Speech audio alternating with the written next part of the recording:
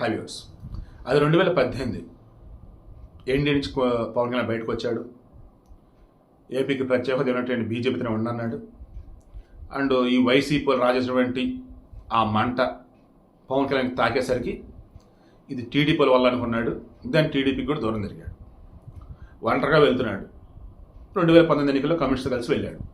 ఈ 2018లో పార్వతీపురం మన్యం జిల్లాలో పర్యటిస్తున్నప్పుడు గిరిజన గ్రామాలు, గూడెం గ్రామాలు ఆడికి వెళ్ళినప్పుడు అక్కడున్న వాళ్ళకి చెప్పాడు, ఏమ్మా ఇంత ఘోరంగా ఉన్నాయి, ఏం చేసినారు ఇన్నాళ్ళు మరి అంటే, అడగాల్సిన అడిగాం బాబు, ఎవరు కూడా అసలు ఇటు సైడే రాలేదు బాబు, వచ్చినాడు నువ్వే బాబు, రోడ్లు ఉంటేనే కదమ్మా మరి ఎవరైనా రాగలుగుతుంటే, అదే కదా బాబు ఆ రోడ్ల గురించే బాబు, మరి నా చేతిలో పదవి ఏం లేదు కదమ్మా, నాకు పదవి వస్తే నేను ఖచ్చితంగా చేసి పెడతానమ్మా, నా ముందు బాబు నువ్వు చేస్తావు బాబు, నీ విడివిడి అటాచ్ చేసిన తర్వాత మొత్తం చూడండి, మాకు నమ్మకంతో బాబు నువ్వు చేసి పెడతావు బాబు, బాబు నువ్వు మా ముఖ్యమంత్రి లాంటి బాబు అని ఆ రోజు అన్నారు.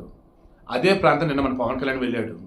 వర్షం పడుతూ ఉన్నా, నార్మల్ కూడా అటు వెళ్తానికి భయపడే అధికారులు నాయకులు అటువంటి ఈ రోజులలో వర్షం పడుతూ ఉన్నా బురదలోనే కొండ ప్రాంతాల్లో వెళ్ళాడు.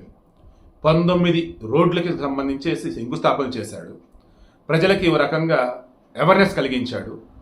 ఏమేమి సౌకర్యాలు మీకు కావాలి, ఏమేమి ఎవరెవరిని అడగాలి ఏంటని అక్కడ అధికారులను అప్రమత్తం చేశాడు. ఏ ప్రజలైతే ఆయన మీద నమ్మకం పెట్టుకున్న నమ్మకాన్ని నిలబెట్టుకున్నాడు. ఇప్పుడు ఆ ప్రాంతాల వాళ్ళు అంటున్నారు, బాబు నువ్వు మాట నిలబెట్టుకున్నావు బాబు అని అంటూ, చంద్రబాబు ముఖ్యమంత్రి అమ్మ, నేను ఉప ముఖ్యమంత్రి అమ్మ, ఆయన ఆదేశాల మేరకు నేను వచ్చున్నాను, అండ్ నేను అడిగిన వెంటనే ఆయన ఓకే అన్నారమ్మా, రోడ్లు కానీ సౌకర్యాలు ఇవి కానీ, మీ బిడ్డ అని ఒక ఆయన గెలిపించారు కదా, 500 కోట్లతో ప్యాలెస్ కట్టుకున్నాడు రుషికొండలో, 9 కోట్లు పెడితే రోడ్లు వస్తాయమ్మా, అక్కడ మీ రోడ్లు లేదమ్మా అంటే, ఆడసి వేస్ట్ బాబు, వాడు మా బిడ్డ ఏంటి, వాడు వచ్చేసి ఓ రకంగా అదొక గడ్డలాంటి వాడు, ఏ గడ్డ అది, క్యాన్సర్ గడ్డలాంటి వాడు, నాశనం చేస్తాడు, వద్దు బాబు అని చెప్పేసి అన్నారు. సో ఇప్పుడు విషయం ఏంటి, పవన్ కళ్యాణ్ నిన్న పార్వతీపురం మన్యం జిల్లాలో పర్యటించినప్పుడు నాకు 2018 డైలాగులే గుర్తొచ్చాయి, నిలబెట్టుకున్నాడు. ఈరోజు అల్లూరు సీతారామరాజు జిల్లాలో పర్యటిస్తున్నాడు. రెండు కూడా ఆల్మోస్ట్ ఫారెస్ట్ ఏరియా ఎక్కువ ఉంటుంది.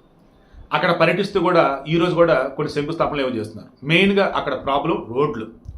కొద్ది రోజుల క్రితం మన ఫర్ బెటర్ ఏపీ ఛానల్ కానీ క్యాటలిస్ట్ ఛానల్ కానీ చెప్పున్నాను, వీడియో కూడా ఇచ్చున్నాను. స్వతంత్రం వచ్చి 70 సంవత్సరాలు దాటుతున్నా ఇంకా ఆ మారుమూల ప్రాంతాలకి రోడ్లు లేవు. స్వతంత్రం వచ్చిందా లేదా అనేటువంటి అనుమానం వాళ్ళకైనా నాకైనా ఏంటిది అని. ఇప్పుడు వాళ్ళకి రోడ్లు పడుతున్నాయి. అండ్ ఇక్కడ డోలీల్లో బాలింతలు మూసుకోవాల్సిన అవసరం ఉండదు. డోలీల్లో అక్కడ ఉన్నటువంటి వారిని ఆసుపత్రి అవసరం ఉండదు. రోడ్లు పడితే అంబులెన్స్లు డైరెక్ట్గా వెళ్తాయి. అండ్ తాగునీటి సౌకర్యం కల్పిస్తున్నారు.